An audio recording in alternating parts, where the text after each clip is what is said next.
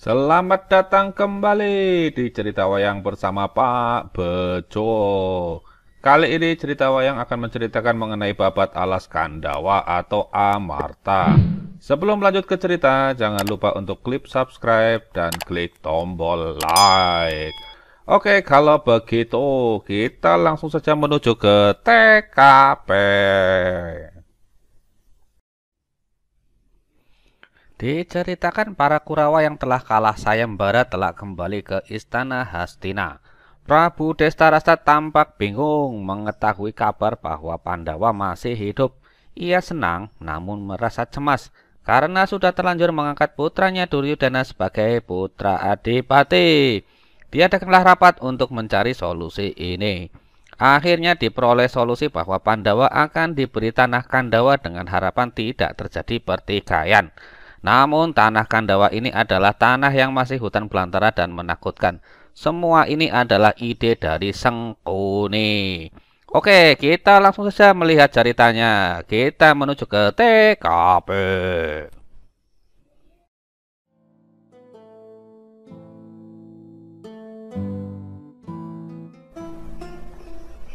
Aku bersyukur putra-putra Pandawa masih hidup, tapi kenapa mereka harus berkelana? Kenapa mereka tidak segera pulang ke Hastinapura? Betul, Kanda Prabu. Hamba rasa mereka tidak jujur dan mereka merasa ditipu oleh Kanda Prabu. Sekarang mereka malah ada di Pancala bersatu dengan musuh. Tetapi saya heran tentang kebakaran itu. Yang terbakar hanyalah rumah yang ditempati Pandawa saja.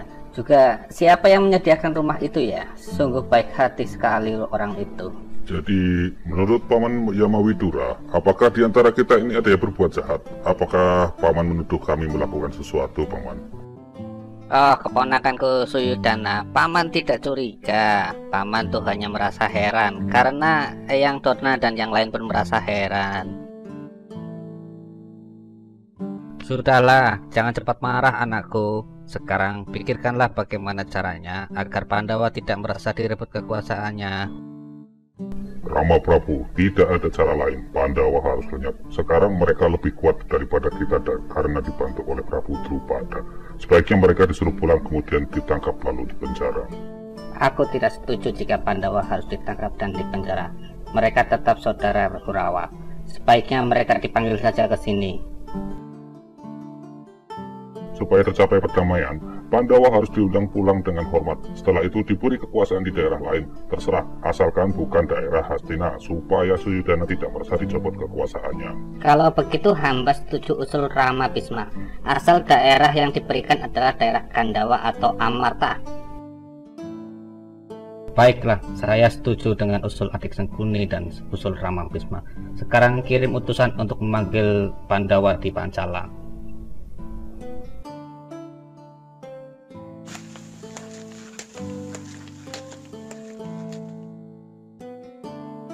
Salam hormat kepada Paman Prabu beserta Eyang Bisma, Paman Yamawidura dan Eyang Dorna. Salam hangat pula untuk para saudara-saudara Kurawa. Oh, cucu-cucuku para Pandawa, kakek senang sekali melihat kalian masih hidup. Kakek kira kalian sudah wafat. Selamat datang kembali di Istana Hastinapura. Betul sekali para keponakanku. Paman senang sekali melihat kalian masih hidup. Paman merasa senang kalian bisa kembali ke Istana Hastinapura ini. Aku juga merasa senang melihat kalian masih hidup para keponakanku. Aku merasa bersalah tidak bisa membantu kalian ketika terjadi kebakaran itu. Untunglah kalian bisa selamat dari kebakaran itu. Namun ada satu masalah. Ketika kalian dianggap sudah wafat, aku telah mengangkat Duryudana sebagai putra Adipati di Hastinapura. Untuk menghindari pertikaian, aku menawarkan sebuah daerah baru untuk dikelola oleh para Pandawa. Daerah itu adalah tanah Kandawa. Apakah kalian para Pandawa menyetujuinya? Baiklah Paman Prabu, kami para Pandawa merasa senang telah diterima kembali di Astina. Kami akan menerima tanah Kandawa untuk kami kelola dan tidak akan mengusik Duryudana sebagai putra Adipati. Aku masih merasa kesal dengan keputusan ini. Kakang Yudhistira adalah pewaris kerajaan Astina yang sah. Kenapa kita yang harus menyingkir dari Astina? Sudahlah Bisma, aku tidak menginginkan kekuasaan itu. Sekarang mari kita pergi ke tanah Kandawa dan mulai membangun di sana. Betul anakku Bima. Relakanlah, ikhlaskanlah. Tidak baik bertikai hanya untuk sebuah jabatan dan kekuasaan. Lebih baik kita ambil jalan damai saja. Baiklah jika begitu. Aku akan berangkat dahulu untuk membersihkan tanah Kandawa. Setelah semua beres akan kejemput saudara-saudaraku semua dan Ibunda Kunti.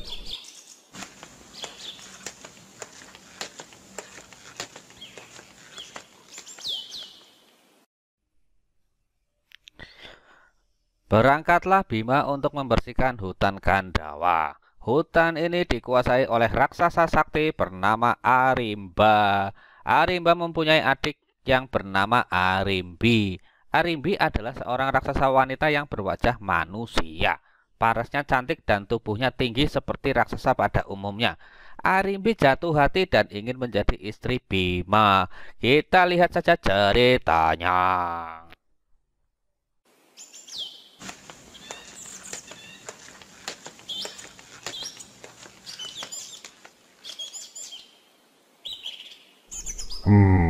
Akan kuratakan semuanya dengan tanah.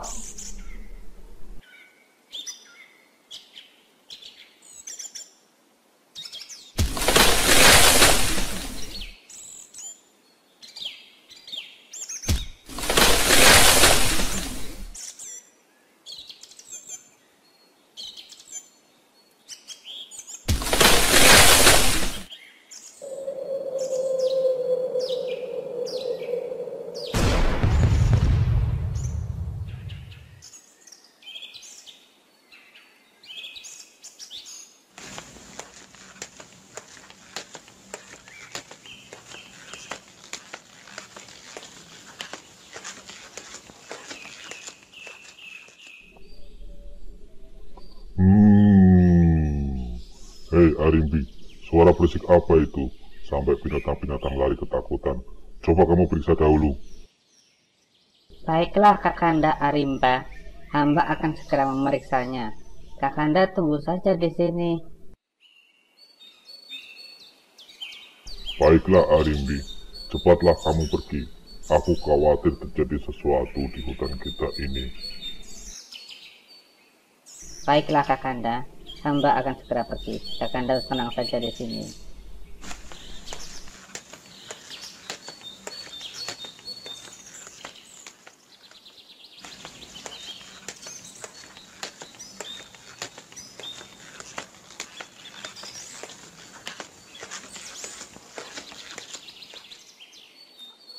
Hei wanita raksasa, siapa kamu?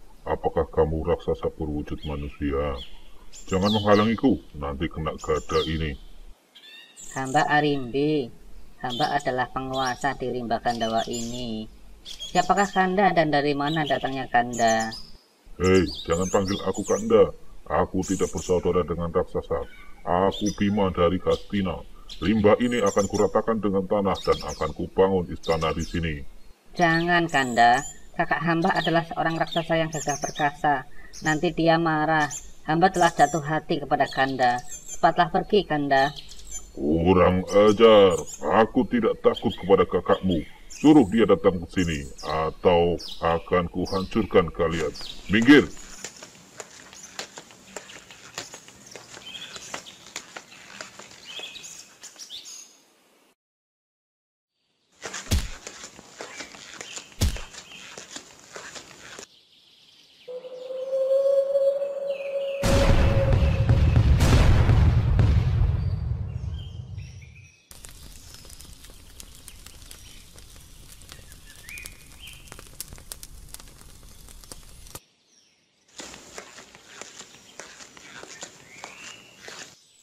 Hei Aribi, kenapa engkau lama sekali kembalinya? Siapakah manusia ini? Apakah dia yang menghancurkan hutan kita? Maafkan hamba Kakanda. Hamba telah terpikat oleh kegagahan satria ini. Mohon Kakanda bisa memaafkan dia. Hamba ingin menjadi istrinya. Apakah engkau kakak dari wanita raksasa itu? Jangan menggangguku. Aku akan mendirikan istana di sini. Hei, manusia sombong, akan kuhancurkan kamu. Arimbi, segera pergi ke tempat yang aman. Akan kuhancurkan manusia sombong ini.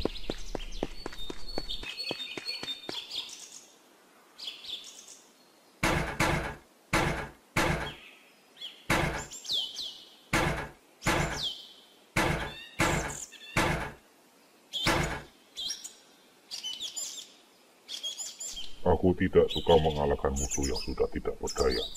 Kubuang gadaku agar kita seimbang. Aku ingin pertempuran ini berjalan seimbang. Hahaha. Bagus juga sifatmu. Semoga kamu tidak menyesalinya.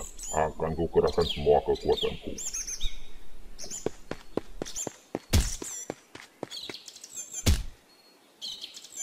Hahaha. Kamu memang hebat. Aku juga akan mengeluarkan seluruh kekuatanku.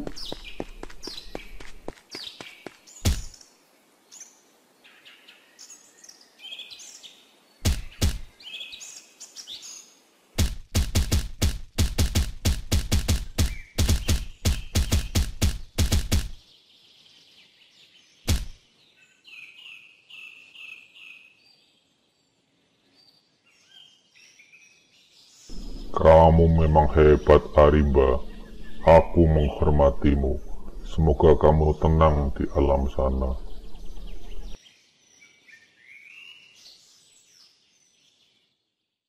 Sudah berhari-hari saudara kita Bima masuk ke dalam hutan, namun sampai saat ini belum ada kabar darinya. Sebaiknya kita susul saja dia, siapa tahu terjadi sesuatu kepadanya.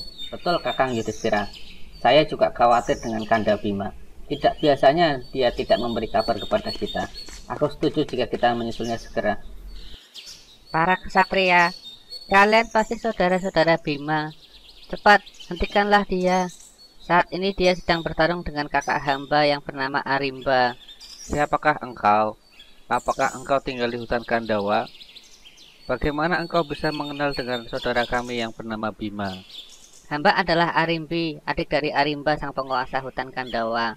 Raden Bima menghancurkan hutan Kandawa, makanya kakak hamba marah dan bertarung dengan Bima. Hei, wanita raksasa, akan kubunuh kamu. Para satria, tolong ampuni nyawa hamba. Hamba sudah ikhlaskan hutan Kandawa dan kematian kakak hamba. Hamba malah jatuh hati kepada Raden Bima. Kurang ajar kamu, malah kamu berani-beraninya menyatakan cinta kepadaku. Kamu memang harus aku beri pelajaran. Sabar adik Bima. Sebagai wanita, Arimbi ini berwajah cantik. Tingginya juga setinggi dirimu. Sungguh cocok kalian berdua ini. Betul adik Bima, ampunilah nyawanya. Sedangkan usiamu itu sudah cocok untuk menikah. Nikahilah dia sebagai pasangan hidupmu. Bagaimana ini? Ya sudahlah, hamba menurut saja kepada Kakang Yudhistira. Begitulah ceritanya. Akhirnya Bima mau menikah dengan Dewi Arimbi. Dari pernikahan ini lahirlah seorang ksatria yang sakti dan gagah berani. Namanya adalah Raden Gatotkaca yang dikenal dengan satria dari Pringgondani. Kemudian tanah Kandawa yang telah bersih mulai dibangun istana dengan bantuan dari Prabu Kresna. Istana kerajaan ini dikenal dengan Istana Indraprasta. Sebagai rajanya adalah Prabu Yudhistira yang dikenal sebagai raja yang paling bijak. Demikian cerita wayang untuk kali ini. Terima kasih sudah menonton dan jangan lupa untuk selalu support channel ini. Sampai jumpa kembali di episode-episode selanjutnya. Bye-bye.